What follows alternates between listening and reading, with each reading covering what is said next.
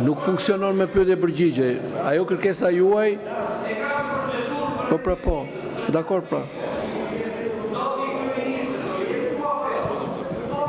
Unë nuk përgjigjem kur dëshironi ju. Do vazhdoj procedurën dhe do t'jap edhe përgjigjen e pyetjes. Në lidhje me rendin e disë, zoti kryetar, keni fut këto për të votuar një propozim që juridikisht nuk ekziston. Keni futur për të votuar një emër për cilin janë tërhequr të gjithë firmat. Tash do ju bëj ju një ftesë publike si kryetar kuvendit, nga një kryetare kuvendit. Përpiqu t'i thush këshilltarëve tuaj, a ekziston në historinë e 3 dekadave të parlamentarizmit një rast që të hidhet në votim në seancë plenare një kandidat të cilit janë tërhequr firmat? Nëse ju gjeni një në 3 dekada, unë ju kërkoj ndjesë. Përveç kësaj, ju keni një ligj me cilin funksionon Kuvendi i Shqipërisë, dhe ajo është rregullorja e kuvendit. Nëse ju lexoni nenin 72 të kësaj rregullore, aty është shkruar qartë, kthjellët, pa asnjë mundësi për të interpretuar që në rast se deri përpara fillimit të seancës plenare dhe votimit në parim tërhiqet iniciativa, nuk mund të fusësh në rënd të ditës një emër të cilës janë tërhequr firmat. Ky parlament ka një memorje historike. Ju nuk mund bëni sikur çdo gjë ka filluar në momentin që jeni ulur ju në këto karriga. Zoti Klosi, gënjeni. Nuk është e vërtetë se keni kriju ju dhe keni shkruar ligjin për ombudsmenin. Ligjin për ombudsmenin e ka shkruar dhe e ka votuar Sali Berisha vite më përpara. Ju gënjeni kur thoni që ja keni dhënë opozicë. Ju keni pas avokat të popullit, deputetin ju tuaj socialist.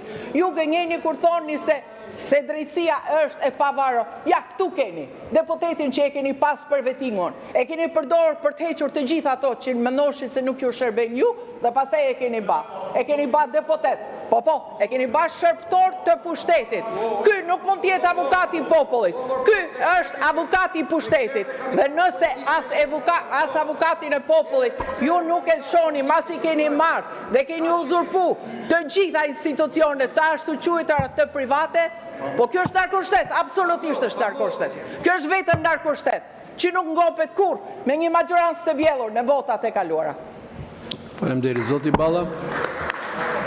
Kam kërkuar fjalën po një replik, po do ta hym në Po, zoti Klosi replik. Josefin, të gjithë respektin për ju, më vjen keq që u detyruat të mos tregoni të vërtetën. Ligji për avokatin e popullit është miratuar në datën 4/2/1999, ligji mbi cilën funksionon.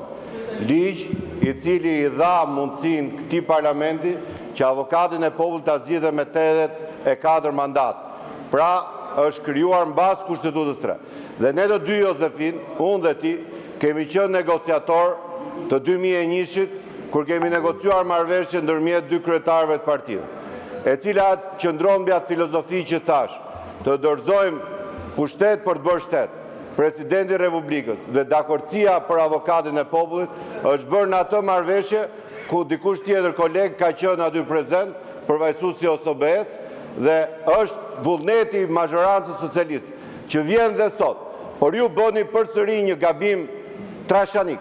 Ngatroni procedurat për paraqitjen e ligjeve me procedurat për paraqitjen e mbështetjes për kandidat. Çfarë do të thotë? Jo, nuk është fare një lloj. Ligji e thot qartë çfarë do të thotë mbështetja për kandidat. Deputetët paraqisin firmat, kandidati hyn në proces, nuk e lidh firmën e deputetit me kandidatin. Çfarë do të thotë? Në qoftë se nga të 6 do të zgjidhet një tjetër, ajo që propozuat ju. Çfarë do të thonë ata deputetët që e kanë lidhur firmën me kandidatët humbës? Pra mos i ngatroni procedurat. Prandaj thash që ky avokat i popullit na nxjerr pa ndarjen e madhe që kemi kampet tona. Kush e njeh ligjin, kush e njeh shtetin, kush ka disiplinën dhe kush punon për të fituar. Ju vazhdoni, ngatroheni, paraqisni 6 kandidat dhe pastaj zgjidheni për ata 6. Problemi nuk është opozitë mazhorancë. Problemi është që ju nuk gjeni dot veten tuaj dhe kandidatët që propozonin mëngjes nuk i propozonin drek, pastaj vjen i madhi i propozon në darkë edhe në mëngjes gatroni prapë nga e para. Sot mëngjes keni qenë me emër tjetër, këtu në sallë dolet me emër tjetër. Zoti Balla e kishte fjalën. E kam dhënë për zotin Balla, e kam dhënë fjalën. Hyri për replik zoti Klosi.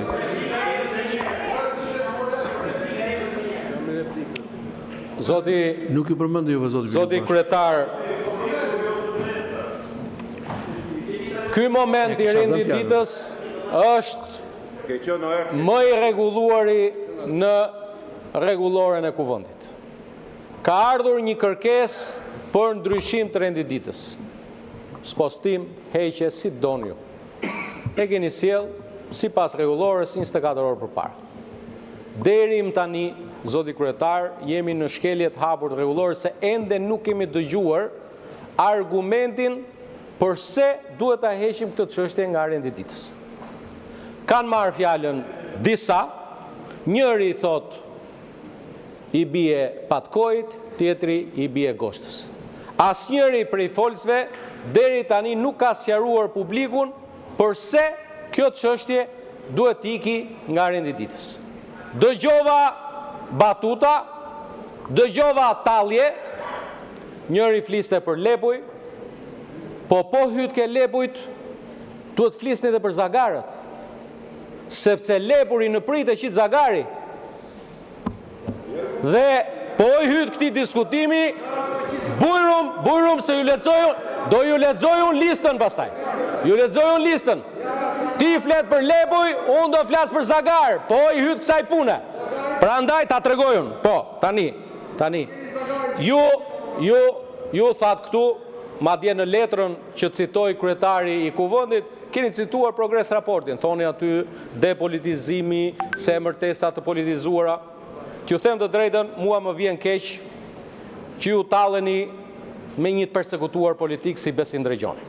Keni vite me radhë që e gënjeni, sepse të gjithë e dini që Besim Drejgjoni nuk zgjidhet dot në atë institucion se nuk e le ligji se ka mbushur 70 vjeç. Por me qenë se unë jam 81, thot njëri, hajtë se po bëjmë dhe këtë 77.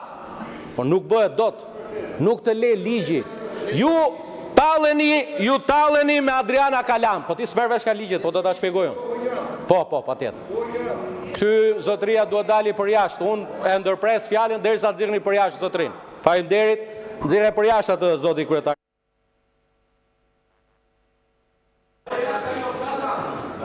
Zoti Bylukbashi replik. Më fali, zoti kryetar,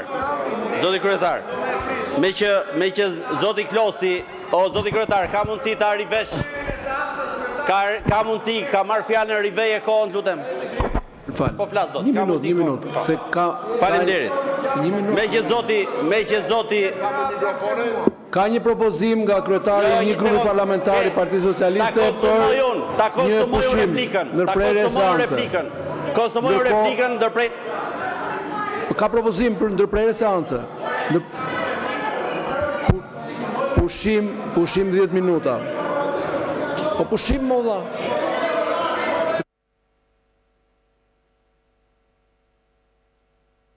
Çdo kryetar grupi ka drejt të kërkojë pushimin e seancës dhe jam i detyruar t'ia jap.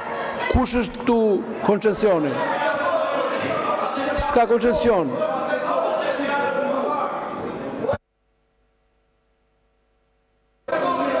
Kishte kërkuar ndërprerjen e seancës. Siç e ka kërkuar kryetari juaj dhe sa herë ka kërkuar e ka marrë ndërprerjen e seancës. Zoti Bylukbashi tani ti e di më mirë nga të gjithë ne.